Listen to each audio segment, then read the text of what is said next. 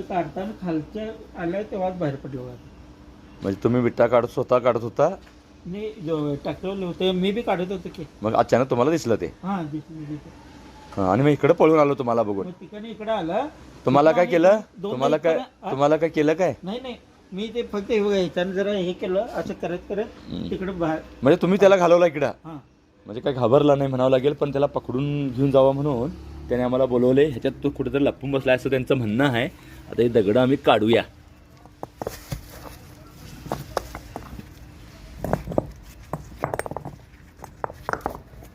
इकडे बाहेर वगैरे पळून गेलं नाही सर?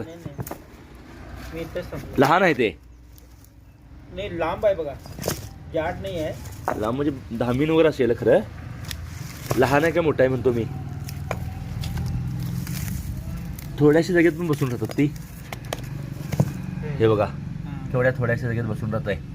आणि होईल तेवढा म्हणजे त्यांनी सांगितल्याप्रमाणे धामण वाटली बारीक असल्यामुळे. तुम्हाला धामण एक वाटलं सर? तुम्हाला धामण आहे असं वाटलं का? साप हा कळला नाही कुठला? असं हे वगैरे काढलं नाही. साप आहे वाटलं. त्यांनी स्वतः उचकावून घटले, पण जागा असल्यामुळे इथं तो दडून बसला. जवळपास अर्धा तास त्यांनी वाट बघतायत.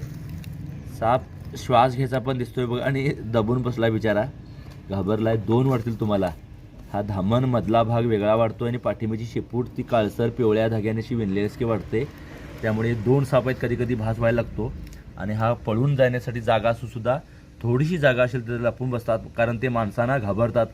तो दिवसा फिरणारा साप आहे आणि तो बसला असणार. ह्यांनी सकाळी काढताना तर मात्र दिसला. म्हणजे आपल्याबरोबर ते राहतच असत, लक्षात घ्या. आम्ही फक्त बघितल्यावर साप आहे म्हणतो आणि ते काम करताना त्यात साप आहे म्हणून काम करत नाही, लक्षात घ्या. ही मोठी चूक आहे. तेव्हा कुठेतरी अपघात घडतात आणि साप चावण्याच्या घटना घडतात. आम्ही जर डोक्यात ठेवलं इथं साप असेल म्हणून, तर भीती कमी तर होतेच आणि माहिती करून घेणं गरजेचं पण आहे. 4 साप आहेत त्यापैकी महत्त्वाचा. आता मात्र तो चावण्यासाठी हे करेल बघा, गळा फुगून कसा अटॅक करण्याचा प्रयत्न करायला आहे.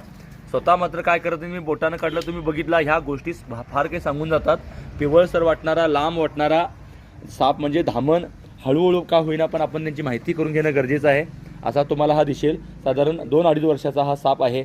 अटॅक करतो, चावतो, पण घाबरून करतात आत्मसंरक्षणात. मी त्याला फक्त सोडून दिलं तर तो पळून जाईल, जसं त्यांनी सुरुवातीला सांगितलं.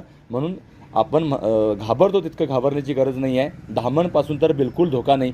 आणि असं जर वातावरण तुम्ही ठेवला तर साप येऊ शकतात, राहू शकतात, लक्षात घ्या. खरं तर यांचा कारखाना येतं आणि म्हणून स्वच्छता, कुठेही स्वच्छता असणं गरजेचं आहे. आणि काळजी घेणं पण तेवढंच गरजेचं आहे. स्वतःहून मात्र ते चावत नाहीत. उद्यमबाग परिसरात एकाही विषारी सापान चावलेले, कोणा कामगार वर्गाला कोणाला चावलेली घटना घडलेली नाही. हेही महत्त्वाचं आहे. याचाही विचार करणं गरजेचं आहे. धन्यवाद मित्रांनो.